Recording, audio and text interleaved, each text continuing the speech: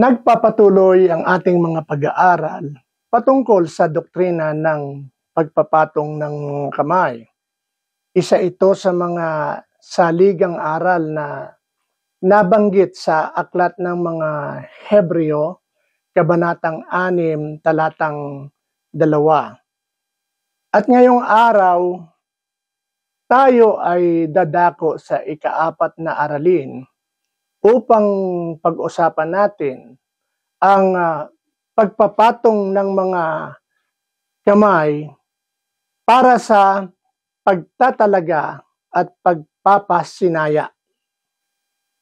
Para sa ating susing talata, ito ay makikita sa aklat ng mga gawa, Kabanatang 13, Talatang 2 at 3, or Book of Acts, chapter 13, verses 2 and 3.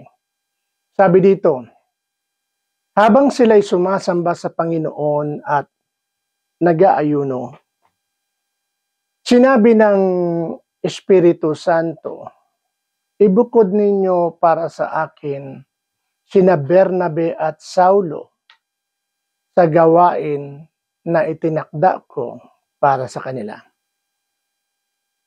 Pagkatapos nilang mag-ayuno or mag-fasting at manalangin, ipinatong nila ang kanilang mga kamay sa kanila kay Bernabe at Saulo o Pablo at pinayaon sila. Ang pagpapatong ng mga kamay ay isang makasagisag at espiritual na mahalagang gawain sa buong kasulatan. Bagaman marami itong gamit, pagpapagaling, pagpapala, pagtanggap ng Espiritu Santo, isa sa pinakamahalaga nitong layunin ay ang pagtatalaga at pagpapasinaya ng mga individual sa ministeryo. Ngayon, ating susuriin kung paano ginagamit ng Diyos ang gawain ito upang ibukod, patibayin at bigyang kapangyarihan ang mga tinawag niya sa pamamagitan ng komunidad ng pananampalataya. Ang pagtawag ng Diyos ay kinukumpirma ng komunidad. Sa aklat ng mga gawa, Kabanatang 13, Talatang 2 at 3, or Acts chapter 13 verses 2 and 3, ang sinaunang iglesia ay nagtitipon sa pagsamba, panalangin at pag-aayuno. Sa gitna ng kabanalang ito, nangusap ang Espiritu Santo. Nadinig nila, audible voice, ibukod ninyo sila Bernabe at Saulo. Ang pagtawag o calling ay nagpapasimula sa Diyos. Ngunit ang iglesia ang kumukumpirma nito sa pamamagitan ng pagpapatong ng mga kamay.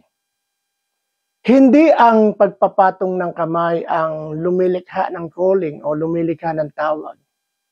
Ito ay pagkilala at pagsang-ayon sa tinawag na ng Diyos.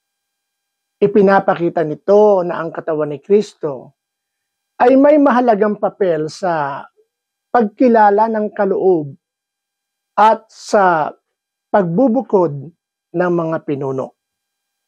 Ito rin ay nagsisilbing paalala ng kababaang loob at pananagutan sa paglilingkod.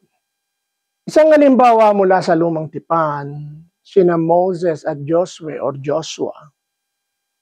Sa aklat ng mga bilang, Kabanatang 27, Talatang 18 hanggang 23, or Book of Numbers chapter 27, verses 18 to 23.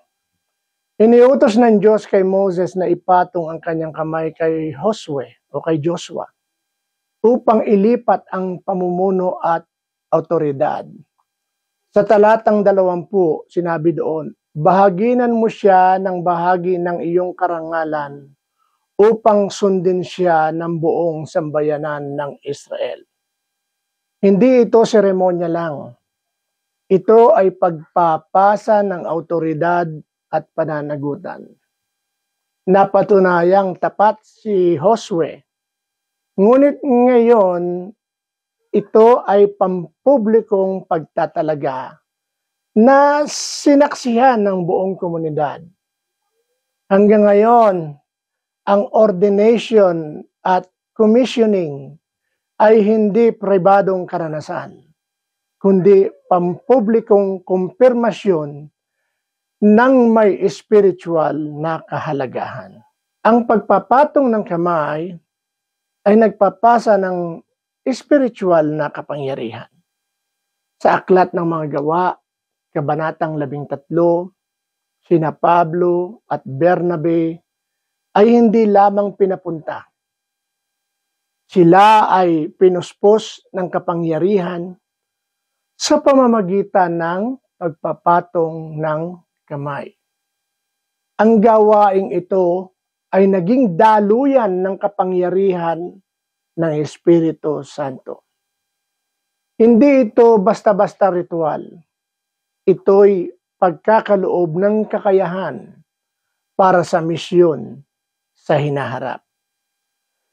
Sa unang sulat ni Pablo kay Timoteo, Kabanatang 4, talatang 14, or 1 Timothy chapter 4, verse 14, sinasabi dito, "Huwag mong pabayaan ang kaloob na nasa iyo na ipinagkaloob sa iyo sa pamamagitan ng propesiya ng ipinatong ng mga matatanda o elders ang kanilang mga kamay sa iyo."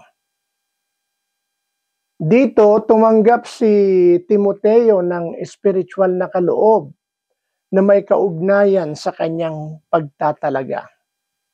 Kapag tayo ay nagtatalaga ng tao, tayo'y nananalangin na puspusin sila ng Diyos ng kapangyarihan, karunungan, at lakas para sa gawaing kanilang tatahakin. Ang ministeryo ay tawag at pananagutan. Ang pagpapatong ng kamay ay paalala na ang ministeryo ay banal na tawag. Diyos ang pumipili. Na may pagpapatunay ng komunidad. Iglesia ang kumikilala. Ito ay kapangyarihan mula sa Espiritu. Espiritu Santo ang nagpapalakas. At ang pagsusugo sa gawain. Ang lingkod ay isinugo. Sina Pablo at Bernabe ay hindi lamang pinarangalan. Sila ay isinugo sa pagpapatong ng kamay.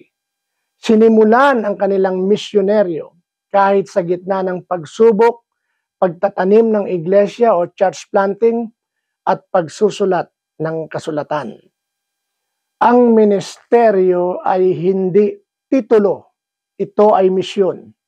At ito ay nangangailangan ng pagtatalaga, lakas ng loob, at presensya ng Diyos. Bilang pangwakas, ang pagpapatong ng mga kamay sa panahon ngayon. Ngayon, ipinagpapatuloy natin ang gawaing ito hindi bilang tradisyon, kundi bilang pagsunod at pananampalataya. Kapag tayo ay nagtatalaga ng mga pastor, ng mga elder, ng mga missionary, o volunteer, tagapaglingkod ng iglesia, ipinapatong natin ang mga kamay upang kilalanin ang tawag ng Diyos, yung calling ng Panginoon. Pinapatong ang kamay upang ipasa ang spiritual na kalakasan at isugo sila na may buong pagpapala ng iglesia. Huwag nating itong ituring na ordinaryo. Kung ikaw man ay itinatalaga o ikaw ang nagpapatong ng kamay, alalahaning mong ito ay banal na sandali. Isa itong nakikitang tanda ng di nakikitang biyaya. Ang Diyos na tumatawag ay siya ring nagbibigay kapangyarihan. Kung nararamdaman mo tinatawag ka ng Diyos, Hanapin ang kanyang kumpirmasyon sa panalangin at sa iglesia. Kung ikaw ay pinuno, tandaan na ang iyong pagtatalaga ay hindi lamang seremonya, kundi habang buhay na pananagutang maglingkod sa kapangyarihan ng Espiritu. Bilang iglesia, naway manatili tayong tapat sa pagkilala, pagpapatunay, at pagsusugo ng mga taong tinawag ng Diyos. Salamat po.